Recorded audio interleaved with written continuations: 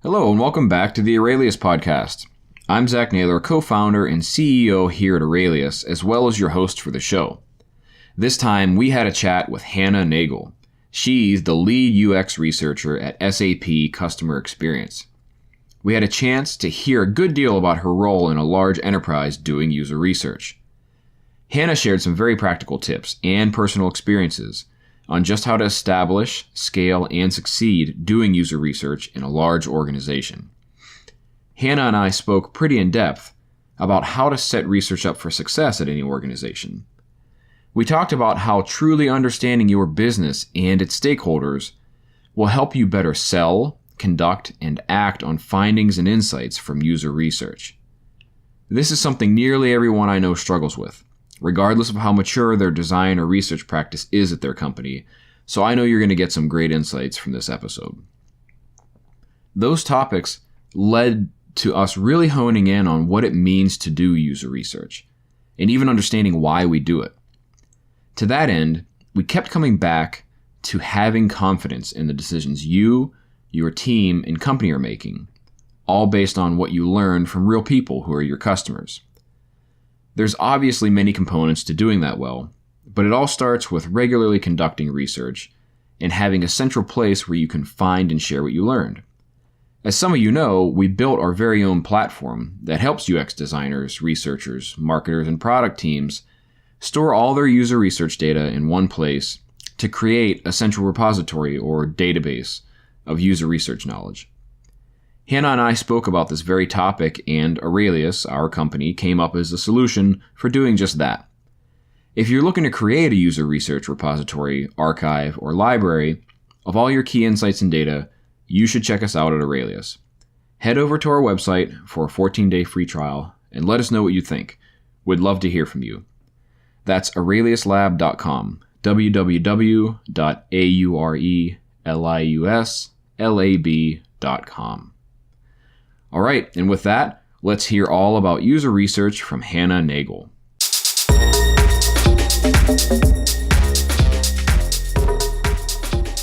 Welcome to Aurelius Podcast, episode 31 with Hana Nagel. She is the lead UX researcher at SAP Customer Experience. Hana, welcome to the show. Thanks, Zach. We're pretty excited to have you. I've been looking forward to this conversation for sure.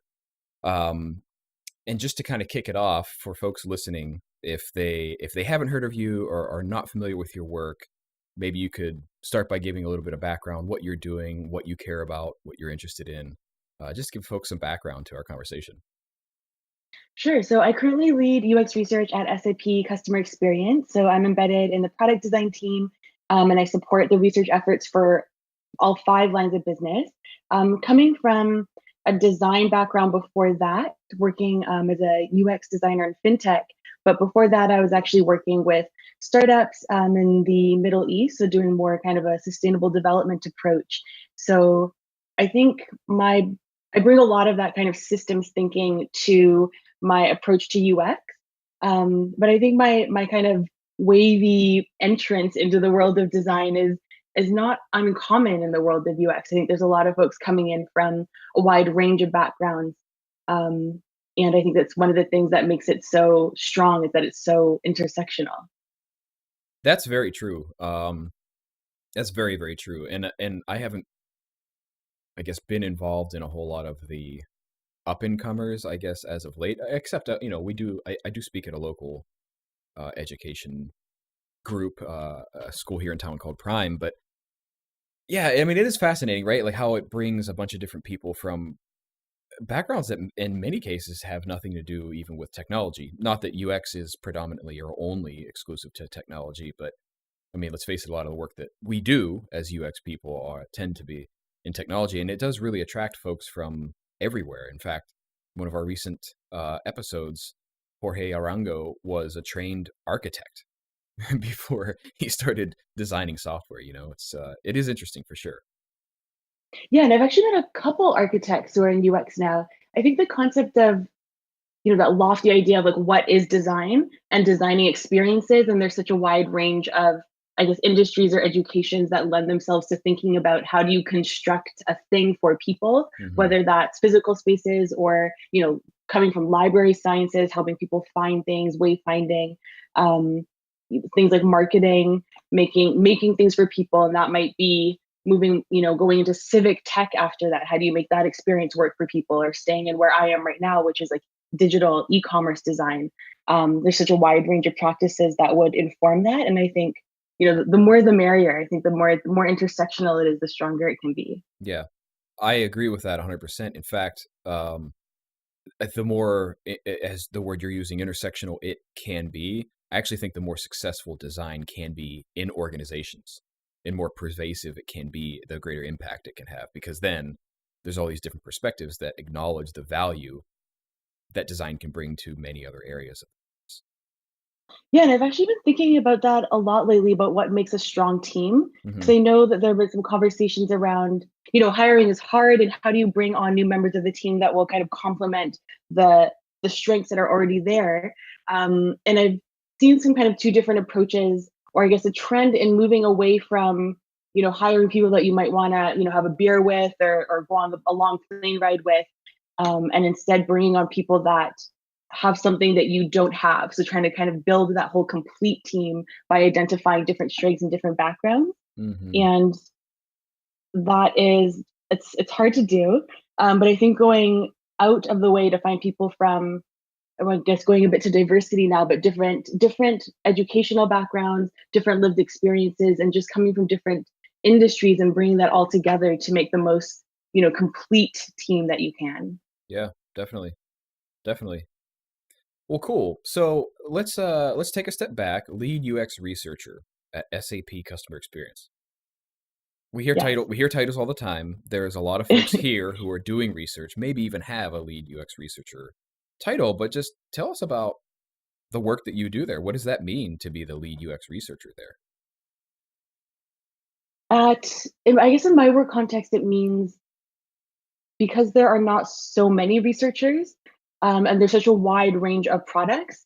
So in my case, it really means helping people to determine what they need to figure out about the product in order to make it better, Mm-hmm. and create those roadmaps. And sometimes it means doing the research myself, but at other times it means facilitating an environment where they can ask the right questions and learn how to get some of those answers themselves. I think scaling up in enterprise or big orgs or government systems that can be really large and maybe look really organized from the outside, but are not necessarily as organized from the inside. That part of the work of doing research there is figuring out how to connect people and how to teach them to fish, so to speak. Mm-hmm. And so in my context, I think leading is partly an education role, I would say, as well. Yeah, awesome. And actually, something you said there, Hannah, reminded me of the one episode we had with Lindsay Redinger over at Envision. And that's actually one of the things that she's focused most on in sort of leading the research group there. And I think she even we even talked about it as like the teach a person to fish sort of thing. So what she's doing there at Oh, yeah, she Envision, did say that. yeah, yeah. So she's very much focused on trying to enable and empower other teams and people to do the research themselves, and then that frees her up to do some more of this foundational or generative type research that provides more even strategic direction.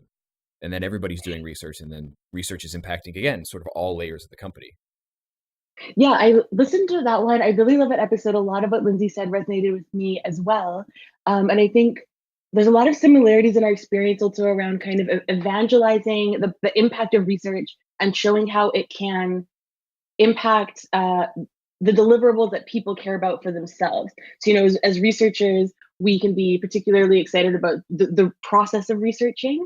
And I think part of the education or evangelizing of research is thinking about how do our kind of internal consumers, how do product owners and other designers, et cetera, what are they trying to achieve, and how will research get them closer to that goal? And once you can kind of pivot your work or align your work with what outcome they want, then people start to get more excited. Mm-hmm. And then they want to do it themselves because they see that it will, for example, save their team time on code rework, or it will save them time on retesting and having to redo their designs. And once you can get to that point, you can start really scaling up your research practice, even if you are still the only researcher. I know there's a lot of teams of one out there. If you can take that approach, you can really start getting other people to join in and increase the pace and scale of the research insight. Yeah, I love that. The question I have then, Hannah, is how do you do that? That sounds great, and I agree, and I suspect a lot of people listening are probably nodding their heads. How do you do that? Do you have any stories you can share on how we go about doing that? Yeah. The way that I started kind of thinking about this was looking at where it had been successful in other areas. And I try to, like we talked a bit about how UX is so intersectional. So kind of widening that net and thinking about what are a range of scenarios in which people were able to bring insights into spaces and increase Mm, that. And there's a stories of Obama getting the 10 letters a day. They call them the 10 lads. And that story really resonated with me because it's, the highest office in the land basically doing daily user research where his staff would come in and they would read 10, randomly. I don't know if they were randomly selected letters or if they had been selected in order to show the breadth of experiences. But they would show a wide range. And so they would read these 10 letters to him on a daily basis. And that concept of like keeping insights updated in people's mind really resonated with me. And from there, we started looking at why is that successful? So one thing is that it's a breadth of experiences. mm, So the range or the breadth of experiences. The second reason that makes it successful is the regularity of inserting it into your routine. And the third is that it builds on something that you're already doing. So Obama presumably was already in his office at that time of day when someone would come in and read the 10 lads to him. And so when you're looking at your own space and trying to replicate this kind of model, look at where people already are. Do you have, weekly Monday meetings where everyone touches base? Do you have daily scrum meetings? Are people just kind of naturally gathering around your kind of design, post-its or whatever that you have up around your desk? And try and find that kind of intervention space that you can build on. So does that mean, maybe printing out your personas and having them up there? Does that mean including personas in newsletters and maybe sending kind of updates that way to keep them fresh in people's minds? So you don't need to create these totally new experiences for people that are not, maybe already in their workflow. Just look for spaces that are already working and then see what you can insert into there to kind of scale up research, keep it fresh in people's mind, keep them engaged, and show them the value on their own workflow. I love that. I think that's really, really brilliant. A lot of what I'm taking away from what you're saying too is the frequency of exposure. We've seen and heard and read people talk about that, but not necessarily a great tactic. Other than we'll get people to go along with research with you, and I think that that's kind of hard. It's actually a pretty high barrier to entry, especially when a lot of the people we tend to work with are like VP of marketing, director of product, whoever it is, and they're just never going to make the time to go with you on research. And I love that idea of, well, then just give it to them when they're not asking, and more importantly, piggyback existing behavior. The first thing that came to mind as you were talking about that and sort of meeting someone where they are, or uh, in the space or like theoretical mental space, is the BJ Fogg behavior model, right? So like for um, any habit to occur, there has to be like a behavior and action and a trigger, right? I think that's right. Yes. Yeah, yeah. Keep me honest if I Yeah. screwed that up. But that's like immediately what came to mind for me is like, okay, so you're in your example with Obama, which you had in one of the articles you wrote about this, if I recall Yes. correctly. It was, so presumably, again, he was like maybe in his office doing some sort of like administrative type work at the time. Uh, like the action was reading the letters, the trigger was that time of day, that space, and it's like, well, then it just becomes routine. That becomes a habit. Right, just becomes a habit. And this concept of looking for triggers, something else that we could pull a lot from, sustainable development or large scale, organizational change, organizational behavior. How do you create large scale changes where there are a wide range of people, a wide range of, maybe hierarchies, physical spaces and digital spaces? And I think the concept of trigger there is really important because you don't want to necessarily give new triggers. That's not always successful when you're looking at something very large. If you have a group of 5 or 10, or if you're all literally in the same physical office, that might be feasible. But when you have teams that are maybe located in different offices or across the globe, it becomes much more challenging. Mm-hmm. And so looking for that one trigger that you can build on, I think, is one of the keys. So I like to think about it as kind of doing user research on user research Yeah. and looking at, yeah, how are people working right now and what are their triggers? And then how can you design, you're basically designing a service for them, designing a user research service that aligns with how they work. And that's something that they can take on as their own, Yeah. which is another kind of hinge from sustainable development. Like you'll have more success with your social change if people feel empowered to make changes on their own. So if they can adopt it as their own and really take ownership of that practice, then you'll have much more success in both scaling it and also getting it to last, basically. That's really, really important point to bring up there too. It's something a talk I've been giving recently really sort of centers around this idea of understand the people you work with and for just as much Yes. as the people you try to make things for. And you'll be a lot more successful in like selling your ideas or pushing your Totally agree. agenda. Agenda is not the right word, but you follow what I mean, I'm sure. That's yeah. So particularly, I think this is particularly timely too, because we're talking a lot about how a lot of the old ways, quote unquote, of research are broken. Like people don't want to just sit and read a PowerPoint deck necessarily. There's still a lot of organizations that work that way, and there's still a lot of people who expect, the insights deck or whatever you call it. But by and large, there's a big movement of people talking about how, well, that's not right, and our rigorous processes and approaches, it's turning people off, right? Which I think I'm reading between the lines of kind of what you're saying. I guess really the point I'm making with this is a lot of people would talk about this movement and this practice as research ops. Yes. And I'm curious, is that A, true for you? And then B, what is research ops? Because there's a lot of people talking about it now. And I definitely try to be as involved in the community as I can be with regard to that. But I would love to hear your take on what that is. Okay, I'm kind of nervous to answer this question, like wade into the deep waters of what is research ops. So I think from the first part of your question around what is broken about the old way of doing user research, or where is it trending towards? Mm-hmm. I think, and I'm still very new in this field, I think, but working with some of my colleagues who have been doing this for 15 years, 20 years, I've noticed a trend in their work where they may still sometimes be more comfortable with delivering these more formalized reports, and with some reluctance, sometimes they'll make decks, and with deep regret will they ever make kind of like a blooper reel or one of those like shorter videos. And I tend towards the videos more because I think that one of the challenges of research is getting to the inspire action side of it. So you're on this spectrum or scale from gathering the insights and then inspiring action.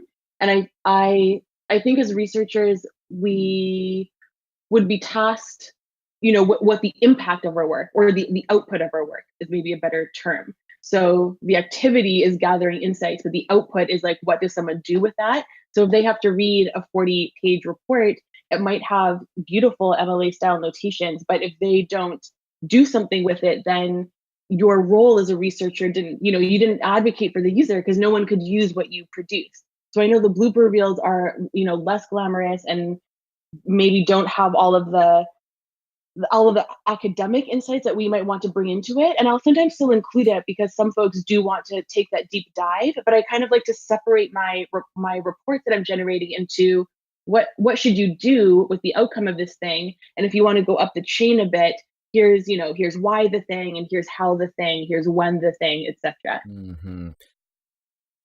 The focusing on outcomes and inspiring action, in my personal opinion, is the most important thing that you just said in all of that. Because, well, not that you need me to, but I completely agree. And I'll explain why. I think maybe you won't say it. I certainly will. I've worked with some of those people who've been in the field a really long time. And I think there's a lot of navel gazing in the field, which is to say, look at all this rigor and science and procedure we have around research. And like that So has much been procedure. the focus, is look at how tight the research has been. But the reality of it is nobody gives a shit about your research. What they care about Yeah. is, how can I be confident that we're doing the right things? And that's the Yes. role we should be playing for them. So I again, personally, I hope that our chat will inspire others to take action to change this. You see what I did there? But I hope others will also begin to focus more on the outcome. Here's the recommendations. Here's what the findings were. And then work backwards when necessary. Because most of the time, people don't actually care how the sausage is made. Most of the time, they don't actually care about the supporting data behind it. But you got to have that. It's just not where you start when you want to inspire that action. Right. Not where you start. You don't want to lead with how perfectly you wrote this screener questionnaire, because really just bogging down everything else you're trying to get them to do. Mm-hmm. Mm-hmm. Yeah, this is great. Go ahead. I'm sorry. Sorry. I was going to say, I loved what you said about giving them confidence in doing the right thing. I think that really distills like what our roles on the teams are, is giving them confidence to make the right product decisions or the right business decisions, because it's also a balance between what's right for the user and what's right for the business, obviously. And there's such a wide range of roles that we're supposed to support, and they all have their own schedules, and they're all reporting to different people. And if we can just give them that confidence to take the next step in their kind of product decision journey, then we've done our part, I think. Then that's a huge success. 100% agree. It's interesting, right? Because I believe that our role as researchers, for particularly in-house teams, but also as a consultant or a service provider, we have become the Google for people in business. And what I mean with that analogy is they just want to type a question in the box and get an answer back that helps inform what actions they should take. Yes. That's really what they want to happen. So my colleague gave me this great example, which I have loved and have been using lately, as how user researchers are the Ask a Librarian of your organization, which I guess would be the old school way of asking Google. Mm-hmm. But when if you're in that kind of academic setting and you need something, anything really, you're kind of trained through your onboarding process to go to the library and ask them for assistance in a wide range of things. Mm-hmm. And I feel like for researchers to kind of increase their impact, they can position themselves as the librarians of users. So whether that's giving the answer, directly, or steering them to where they might find or validate something, then that helps us to give people confidence that they're on the right path, whether or not we're doing the actual work for them or we're just training them up. Yeah. Yeah. And I would also add to that, because that work will go on with or without us. And so, us in the UX world and researchers, we've been fighting for a long time to say we want a seat at the table. And I believe very strongly now, particularly, that the reason why some people or some organizations have not given design or research, whatever, a seat at the table is because they haven't shown the value to the business. And I believe it's because of this very topic that you and I are discussing, is where you need, that work's going to go on regardless of whether or not they have Mm-hmm. research insights. Like they're going to make those business. They're going to make the thing. Exactly. That's going to happen. So if they do that and they have any relative success out of it without it, then they are unaware of the value of what we could do and how it can enrich that, right?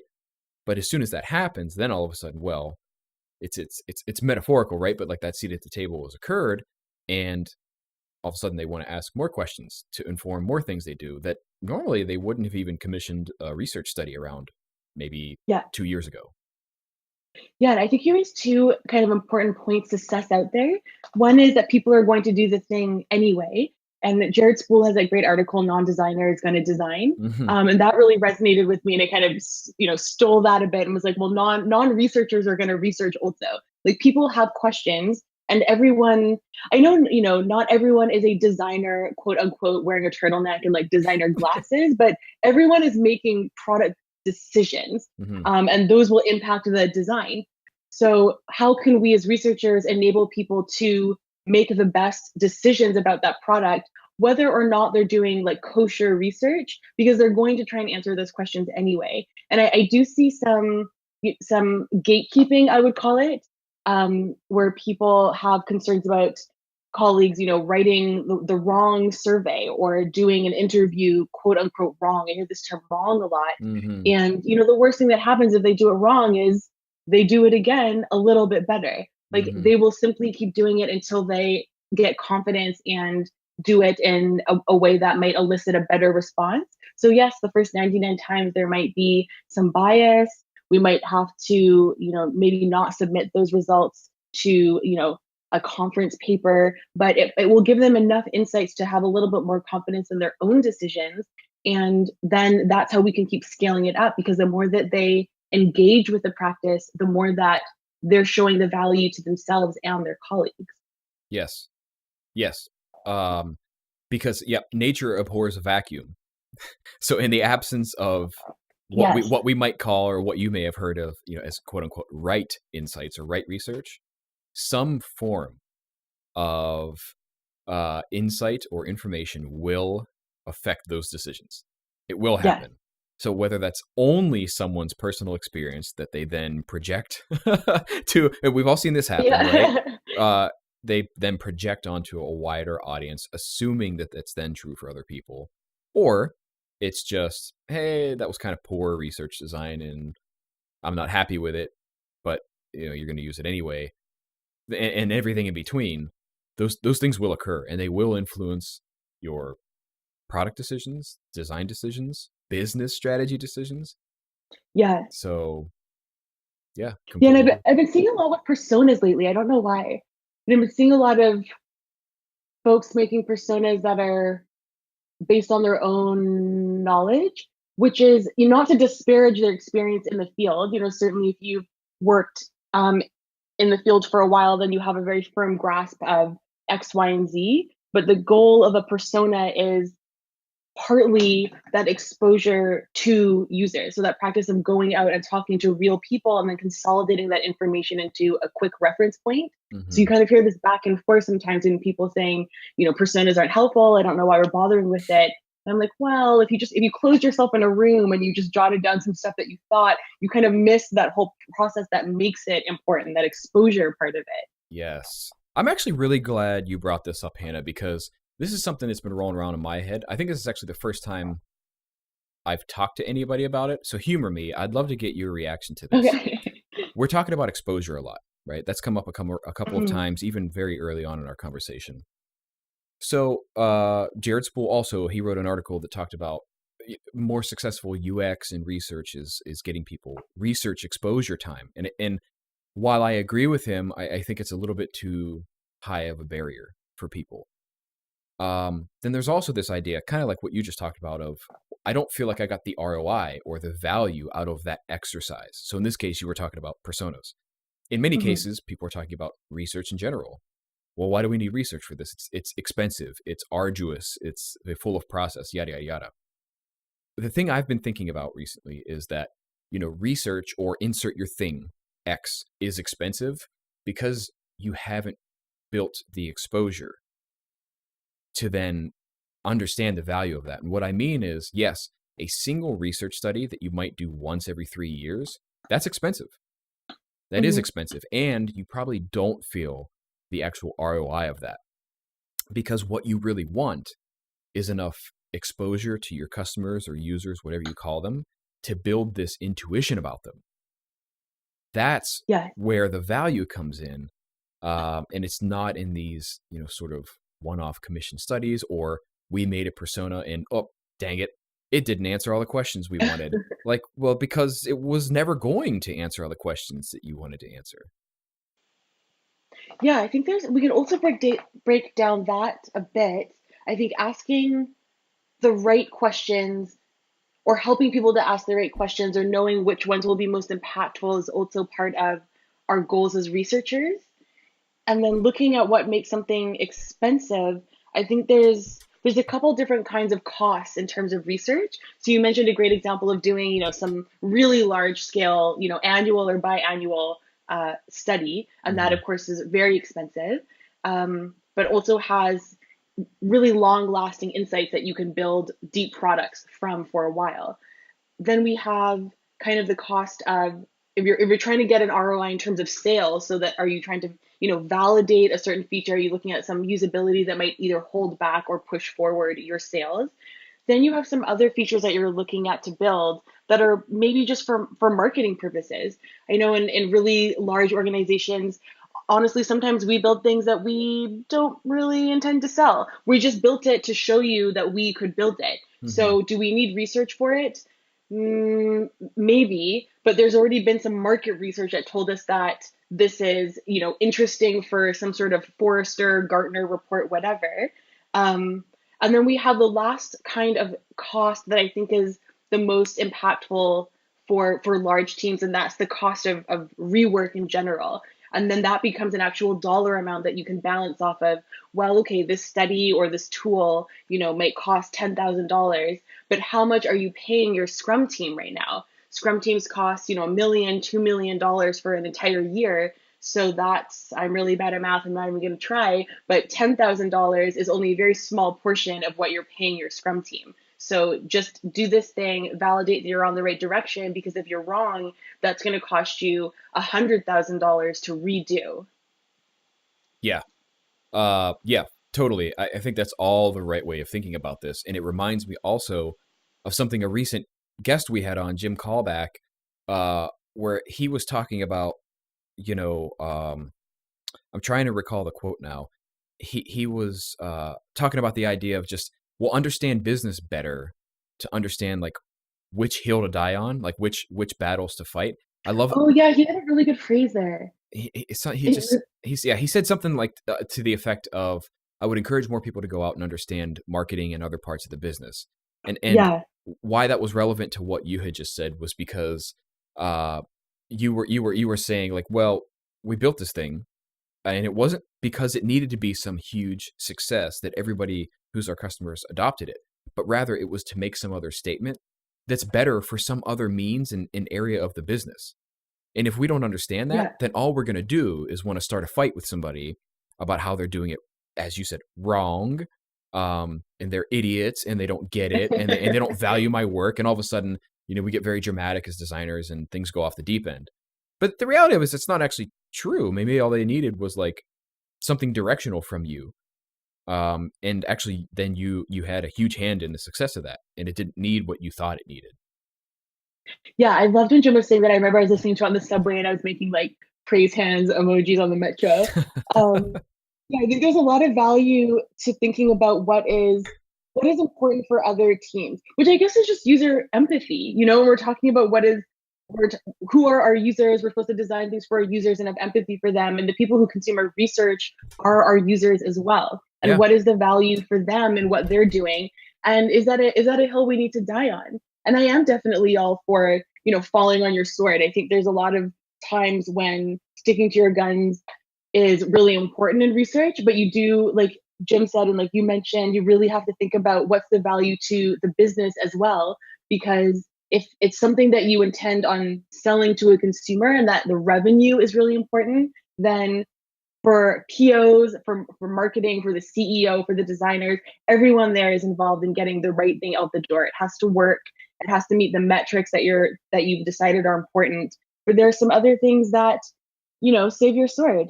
Yeah, No need completely. to go there. Yeah. Completely. And I mean, if I were to summarize all of that too, it's just like, don't be a rigid asshole. Um, Yeah. I mean, seriously though, think about that, right? Like, so we were talking about this too, and this whole deep focus on the craft that designers and researchers and product people have. And that is so important. But being able to see the forest for the trees is just as important. Is to suggest that, well, you built this thing and you didn't even do usability testing on it before it went out. It's like, yeah, well, maybe we didn't need to. And I'm not suggesting that that's the majority case, but what I am suggesting is that us as these people doing that work, the better we can understand that and when to know, yeah, it's fine. We shouldn't worry about that and like go home and write angry tweets about it. The better for us and our Yeah. businesses. Yeah, because I think the value in design overall as a practice is making things better for people, if I can be like the most general statement possible. So it's not, you don't need design. Companies, I mean, SAP, if I'm going to call it my own company, I know people have used some SAP software before, and our older software is really hard to use. And there were no designers there. And SAP was still making billions of dollars every year with software that I honestly struggle with. So, do we need designers? Do we need UX? No, you can still sell stuff with it, but is it 100,000 times better now that we, prioritize design our organization? Yes, of course. And when we're trying to think about what the value is for the people that we're trying to, kind of insert or like wiggle into their processes, it's what do they value? So I guess going back to like systems thinking, what do they value? What kind of output do they want? And then where can we kind of latch on there and show how our work will impact their work. So we're all on the same team instead of saying either you're doing it wrong or you missed a step and you can't continue. Like we're not, the gatekeepers of the sacred user knowledge. We're the facilitators of insights and confidence. And I don't know, I feel like I'm like really selling us right now. It's instead of tagline for us, but like we're like trying to prop people up instead of blocking them from moving to the next step. Yeah. Well, I mean, I'm over here nodding my head vigorously for a reason, because it's all super important and brilliant points that you're making on this. And again, it goes back to that thing where, yes, we believe that what we do is critical, hugely valuable to the companies and organizations we work for. But if you don't understand that other person who is the consumer, the output of our work, and what's important to them, why should they ever listen to you? If you haven't done that work to understand like the value you can be giving to them, why should they care? To your point, SAP was making billions of dollars. Yeah. I don't care what you have to say, because the only thing that, I mean, right? Like, dig it. The thing that was important to them was making successful products that earn money for them and their shareholders or whatever, right? Like, I can take a pretty damn good guess at what SAP had in mind when they were making stuff, generally speaking. But if you can say, well, tell me about like how you determine that success, and then you understand that a little bit more, and all of a sudden you go, well, you know what? I can get you some answers to questions that you have about doing that might make that even more successful for you. Would you like me to help you with that? If somebody says no, they're probably crazy. No. Yeah, and I think even when people do say no, it's you can leave them aside and find that person that will say yes. Even if it's not the PO, maybe it's the developers on their team that are like, yeah, we would like to spend less time on code. Then find that person, get them involved. I actually feel like developers are a big untapped resource for scaling research, because they don't often get to see people use the products that they work so hard to build. They may not even see the whole product, together, especially at places like SAP, where we have really large scale framework solutions, and developers are working on, little components and modules. So they don't often see the whole product together, and getting a chance to kind of step out of that workflow and see, a real human interacting with something that they built. That's fun for people, and it brings unusual insights. And I think once you can expose them to that, then they bring that back to the team, and it kind of filters back up to this maybe sometimes reluctant PO, and really shows the value there. Yeah. You know what? The fact that you brought up developers is it's something that's been very important to me too. And for those who do listen to our podcast and follow the track, which I'm looking at Joseph right now, that we need to pick back up on, was our Inside Aurelius track. We talked a great deal about that, getting developers to care more about research. I'm actually pretty convinced that is one of the major to use your words, completely untapped keys to success. Because if you think about it, and I think I said this in the podcast that we recorded in that track, I think I said to Joseph, like, if you think about the ratio of technologists, engineers, developers, whatever, of those people as opposed to like design, it's like 3 to 1. Way bigger. Yeah. It's like easily 3 to 1, and maybe more in some cases. Guess what? They're making the thing that gets into the hands of other people using it. So if we can show them and convince them and get them sort of, screaming from the mountaintop about the same things we are, I'm certain that will have a big effect in the companies that we work in. Yeah, and I think that the entry level to UX research doesn't have to be complicated. The more intricate, higher level stuff is, of course, requires a lot of training and experience. But I think that entry level of just being like, what is a human? What happens when they interact with stuff? How do you think about their environment? What does it really mean, this concept of empathy for users? How does that translate into, functionality or appearance? That kind of entry level discussion is engaging for people and something that they can all relate to. Something as simple as like turning on a light when you come into a room, that's user experience. And what makes that less usable for you? Okay, we have a conversation about that. And now how does that translate to the software, which I know is much more complicated than the light switch example, but let's make that jump together. And then they really start to understand. So when you're talking in a user interview and you're trying to ask them questions about, tell me about a time when X worked well for you, tell me about a time when it didn't. So I walk through that with the developers and say, I know that right now we're not in the quantitative section yet. It might seem like these are really soft insights, but what we're trying to do is understand the room, the light switches in the room. So right now we're trying to understand the whole context of how the room works for them before they start to interact with the actual thing you've designed, because that's going to impact it. So we're kind of painting that picture for them and then kind of narrowing it down until we get to, I do find that a lot of folks get more excited about the quant, but I try and ease in through the qual part first, because those insights really shape how we understand people relating to each other and relating to the thing that we've designed for them. Yeah, interesting. I would actually love to hear any more detail around that for you, just in terms of people seem to be more interested in the quant and you sort of ease them into the qual. Is there anything more you can share on that? Well, I want to move people away from thinking that numbers are the end all and be all, Mm-hmm. especially now that we can collect, more and more data. And it's important to contextualize that data and think about ask the right questions, I guess, is always coming back to ask the right questions. So, I guess more of a qualitative researcher, but when I'm trying to think about what will engage folks who are more on the, they like numbers, they like a good graph. So when I'm, giving the folks what they want, giving them that graph, but before we get to the numbers, thinking about what is important to understand about how people are living their workday, for example. And that's a lot of that is qualitative. We can quantify some of it, but I think the real nuggets that really create empathy are there's not a number on it. It might just be, highlights from that blooper reel.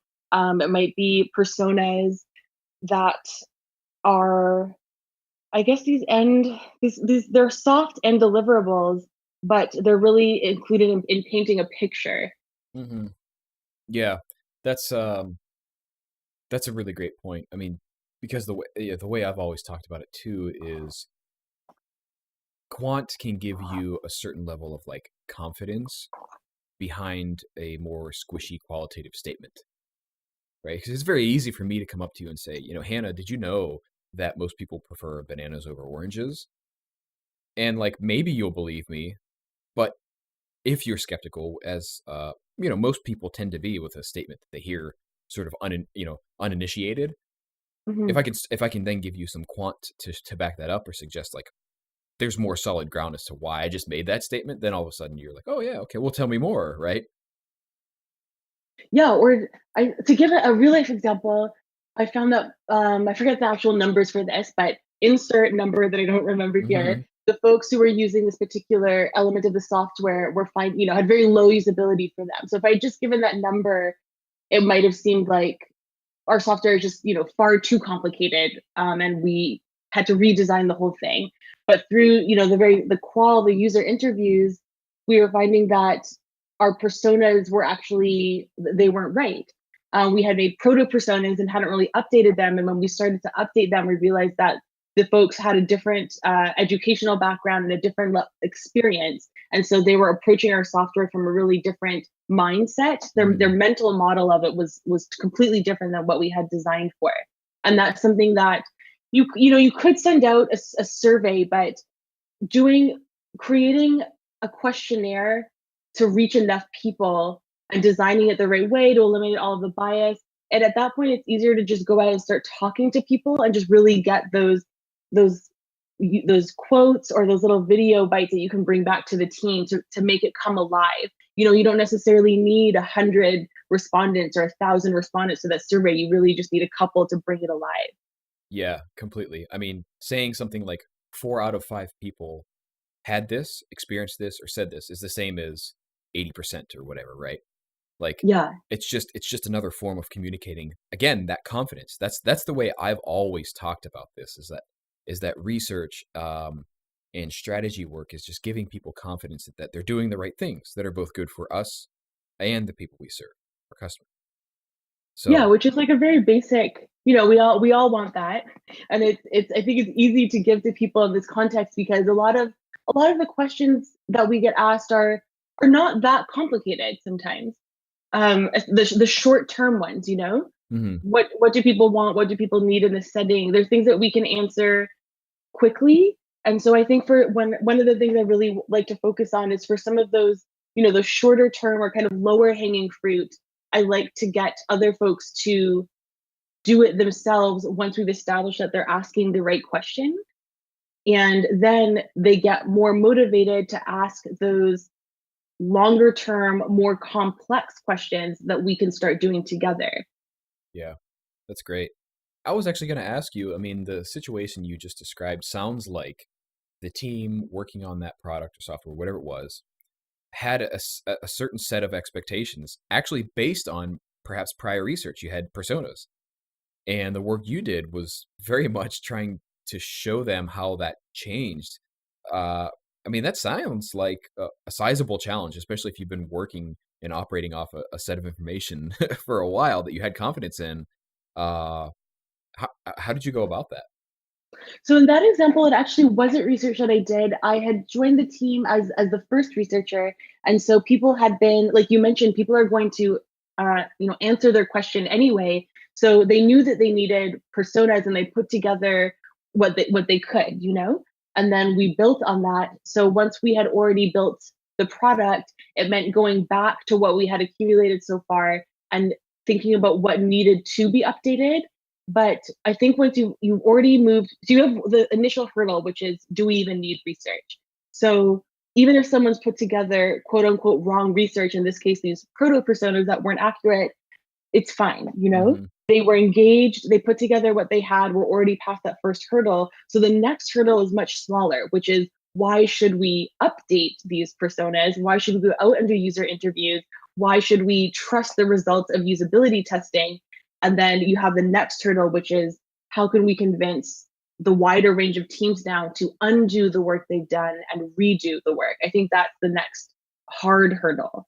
Yeah. Trying to show the value between, okay, your usability test said, X and Y, maybe it's quantitative or qualitative or both, ideally both, but then saying, because of this, it is now worth your time. Because now we're talking about real money. We're talking about value before. That code rework time is actual money that you pay Scrum team. So you have to move from the deck report to, I don't know, 5, 10, $15,000 more that it takes to redo that feature, redo that flow. And I think that's the next jump that can be challenging. Hmm. Yeah, no, awesome. It's and one of the things you said there too kind of makes me think of going back to this thing of like understanding what's important to them gives you the Mhm. ability to say, well, are we being successful like by your definition? Because what we talked about is X, Y, and Z, and I kind of feel like the product isn't really doing that. So maybe, I have an idea. We can do new research and update the personas and help you get the success by your own definition.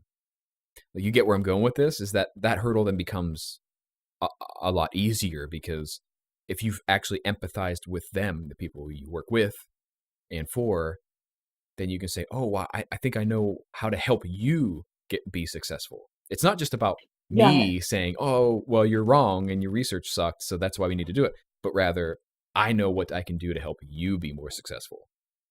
Yeah. And I love that approach because I think it has two really successful elements of starting from user empathy and making it about the other person's goals.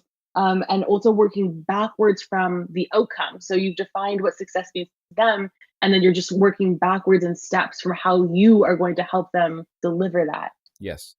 And that's been a big problem that I think that we've had for many, many years. And I say we, as again, the UX and research community, this has changed quite a bit because businesses have seen the actual ROI outcome, albeit difficult to measure.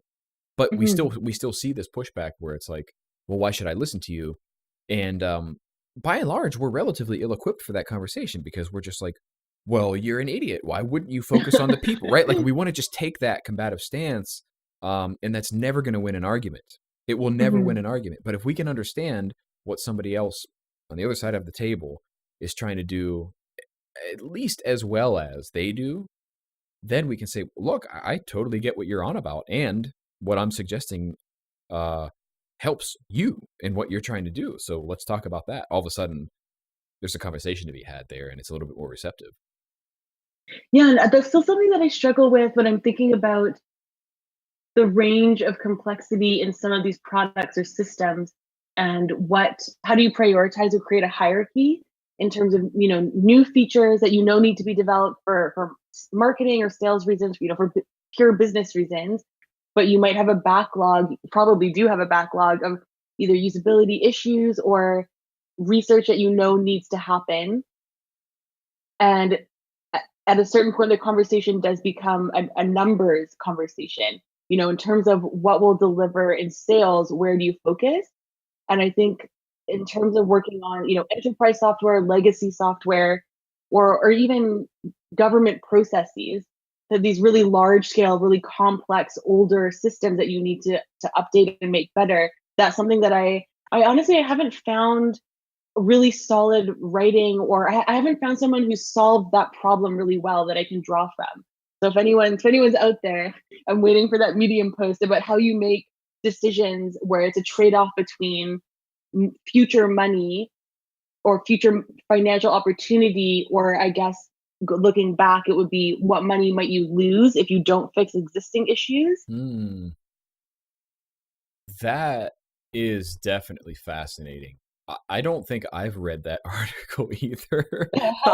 But it's particularly curious for me because it's something I spend a lot of my time thinking about. Like, I think I spend a lot more time thinking about the business as a designer and researcher person than maybe like your average bear, if that makes sense. And so it's something I've thought a lot about. But your particular dilemma, I would have to believe the reason why you haven't read that article is because it's kind of like asking, how do we predict the future, right? Like you can give some projections and say, well, we think that if we don't solve these problems, like here's the bleeding, here's how much we're going to bleed. Yeah. And then like, this is how long it takes until we lose the limb kind of deal. But it's like, how can you know that that's accurate? Plus, I mean, but arguably, I will actually argue a counterpoint, if that's possible, to what I'm saying, where any projection you have on, like, as you would have put it, new money is also a guess. So it's kind of a toss up, right? Like, that's where I like to come to this idea of like, what is our goal with this product or service or whatever experience we're making for us? And then what is the thing or things that the people we're making it for are trying to achieve? And let's only make the best decisions in the places where those overlap, because that's where we can have the highest degree of confidence. I go back to that thing of confidence. I think it's that overlap point where, if I can partially answer my own question, I think the two challenges, and especially these really large spaces, are that some of that, I would say not information, but some of that data lives in the marketing teams, and it tends to be siloed. So there's a lot of data points that the marketing team has, but translating that into like knowledge that we can act on is, I have not yet succeeded in doing it. That some team has it somewhere, but I don't really know how to get that information and translate it into product decisions for my team. Okay. So I guess that's like looking forward, and then if I'm looking backwards, thinking about what's the cost of not addressing some of these usability or UX backlog issues, you kind of need a fully fleshed out foundation of research to draw upon. So saying like, what do we know about X, Y, and Z? And that requires either a breadth of researchers, a wide range of researchers to tackle some of those questions and make sure it's recorded using some sort of research management tool, or really getting together on a regular basis to make sure that people are sharing that information. Mm-hmm. So I guess that silos are really the enemy here in some of this decision making. Yeah, that's interesting. And I was actually going to ask you, is there something, it seemed to me like you had something in the back of your mind, like, I feel like this group of people, maybe marketing, had that data that I wish I had to foster and care for and allow it to grow up and, and become its own thing. I didn't know if there was anything there, like a detail or specifics that you wanted to share. No, I think I was kind of asking more questions in my head as I was answering it. Where like marketing teams definitely have a wealth of information, but it doesn't filter out to product teams, at least in really big orgs. I don't think it filters out to product teams as much as I would love it to. And I don't really know how to bridge that gap. For example, NPS is something that the marketing teams run. I know there's a range of feelings out there about NPS. It's like a hotbed topic, but someone somewhere on the board deciding we're doing NPS. So for me, the conversation's done. We're doing NPS for the next 20 years. It doesn't matter. And I think NPS can really be roped into a wider range of initiatives. It's an opportunity to create like a really tight, closed feedback loop where you actually engage with end users. But because it's done by marketing, it's something that's kind of missed for us. It's a missed opportunity where data points are there, some information's been gathered. I don't really know what they do with it until I get like a quarterly deck with some graphs. But there's definitely a lot more there around talking to customers, making customers feel engaged, and getting specific feedback. Where again, it's too siloed right now to really turn that information into knowledge. So I'd like to make more friends. I guess I just need to make more friends is what I need to do. Yeah, make more friends, I guess, and get all of that in a place where everybody's kind of playing with the same information. It's something we've come across for sure with Aurelius, because interestingly, so I mean, our product is definitely built for people like us, right? But what we find is that marketers are very interested in what we do because they're trying to operate with the same kind of information that we are. They might not be gathering it the same way. They certainly wouldn't be calling it user research in many cases, but they are trying to get the same information, and they are trying to have, as you would have put it, the same outputs with that information. And so getting a sandbox where we all play together actually makes the sandcastle a lot cooler. And the one thing that you said, there's a lot there. Yeah. In terms of people, everyone's gathering information, and they may be asking different questions, but if there's a way for us to show the output of that, I think we would all make better decisions because we all need different types of confidence, and we're all asking different kinds of questions. So how can we, even as researchers, get confidence in what we're doing as well? Well, and I'll share an insight myself, having worked with a good number of like marketing teams. Oftentimes, what they're trying to do is get answers to the same sort of things that we are. So for a good example is just like, what value do people see in this product or service that we're designing? That's actually a really important question for us to answer as user researchers, product researchers, whatever, right? Marketers are salivating to get that answer.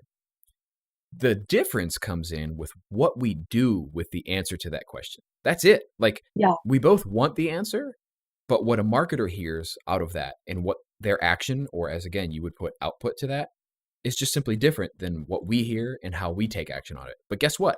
If we are both taking actions, albeit different, off of the same set of information, we automatically have a better chance of alignment in both how we talk about our products, how we deliver them, and how we build them.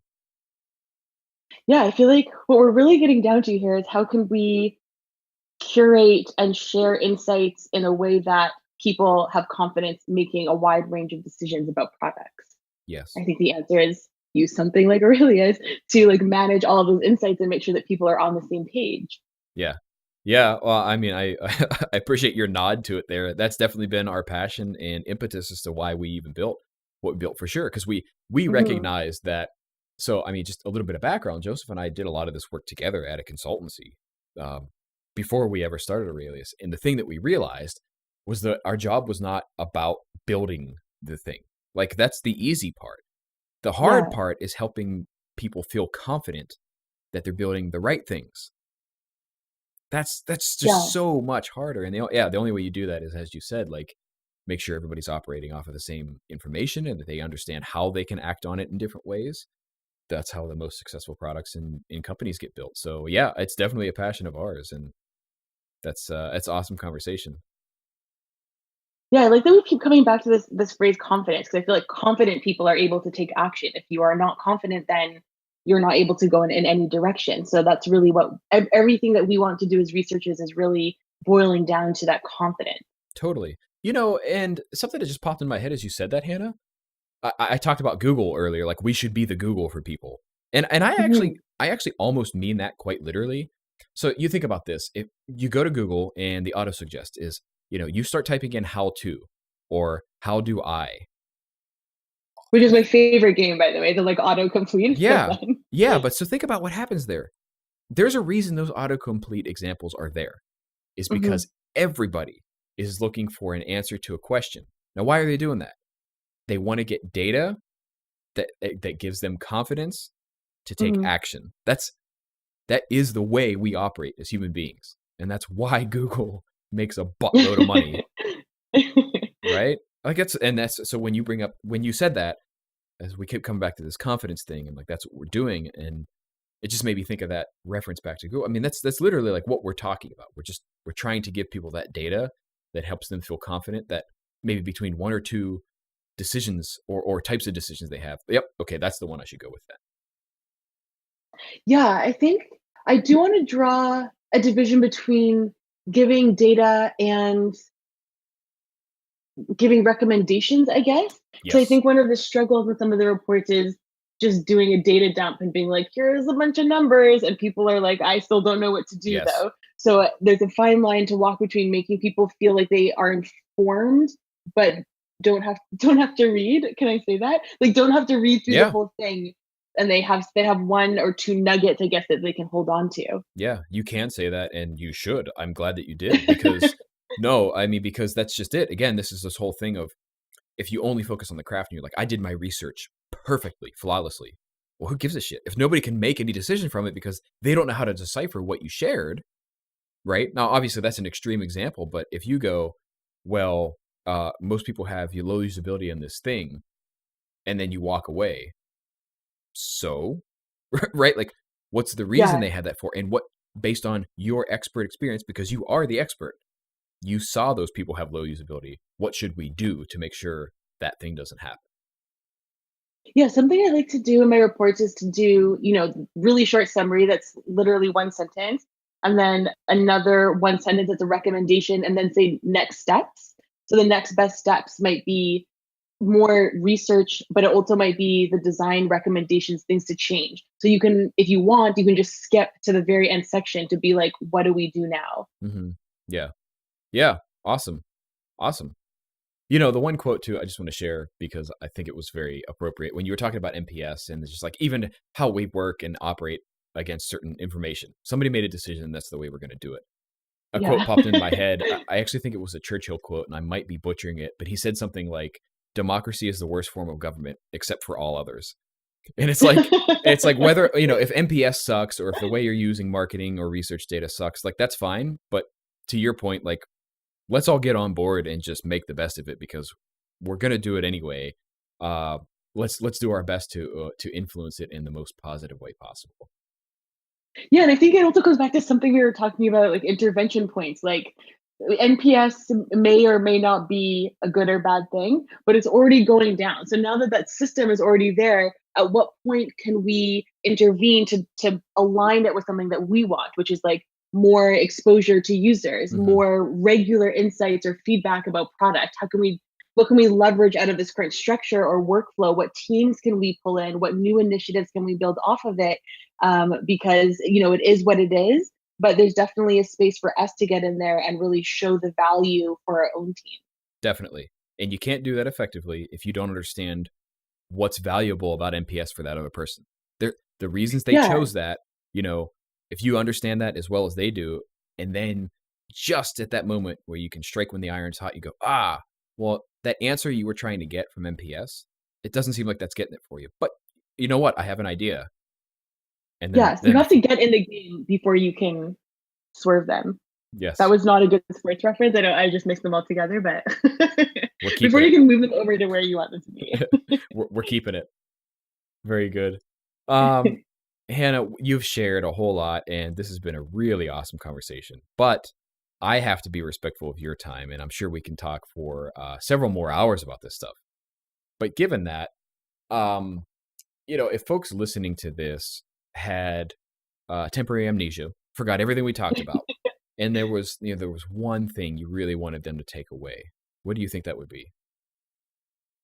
I think the main takeaways would be giving people confidence. Our role is giving people confidence and making the right decisions. And that if we want to scale user research, then we need to be looking at those intervention spaces. Where can we insert ourselves into ways that people are already working, and kind of pivot them a bit and build on that a bit in order to get them more engaged with the practice and incorporating research insights into their design or development workflows. Yeah, that's awesome. Piggyback what they're already doing. Show them how the work that we're doing and the insights we have can enrich that. Yeah. That's great. Awesome. Well, Hana, where can folks find out a little bit more about you and maybe get in touch if they want to continue the conversation? Oh, you can find me on Twitter at Miss_Hanny. And you can come hang out with me at Design Ops. I'll be speaking at Design Ops in November 7th to 9th in New York. Yeah. Come hang out. It's lots of fun. Yeah. That was the other thing I was going to ask too. Is there anything that you'd like to share with folks before we leave that maybe we didn't talk about? I was going to bring up Design Up Summit if you did not, so I'm glad that you did. I think if there's anything else I'd leave with folks, I think diversity in user research is also something that I would like to see people growing and thinking about how we make such a wide range of products now and how much those really shape and impact everyone's lives. And I think the group of people who are making these products can be quite small and quite exclusive. And I want to take more of a FUBU approach to products. I want it to be like for us, by us. So the more that we can pull in a wider range of folks, then I think the better our products will be. And I think the kinder our products will be, if that's not too lofty. Yeah. No, it's not at all. I'm just I'm getting a great kick out of this because I'm wondering if it's a FUBU reference to way back. Do you remember the clothing line FUBU? Yeah, old school FUBU. Yeah. That's awesome. Which I missed, by the way. Those were good times. So here for it. Yeah. Awesome. FUBU research. Somebody's going to write that article. Yeah, that's my new tagline. I love it. All right, Hana, again, this has been awesome, and I very much appreciate you taking the time to chat with us. I know that folks are going to get a lot out of this. So thank you again for joining us. Thanks so much, Zach. All right, everybody, we will see you next time. Bye. If you enjoyed this episode, consider leaving us a rating on iTunes or wherever it is that you listen to our podcast. And also, you can fill out our podcast survey, where you can let us know if someone awesome that we should have on the show, and even tell us about the things you would want to hear about, topics that are interesting for you. You can check that out in the show notes or on our website. Thanks for listening to the Aurelius Podcast, the show where we talk with brilliant minds about user research, UX design, and building great products that meet the needs of real people and what you learned about them. Aurelius is a user research and insights tool for design and product teams. Aurelius helps you add, tag, organize, search, and share all of your user research notes and customer feedback insights to figure out what you learned faster and easier than ever before, so you can make awesome designs, products, and features. Check us out for a free trial at aureliuslab.com. That is AURELIUSLAB.com. Or find us on Twitter at AureliusLab. We'll see you next time.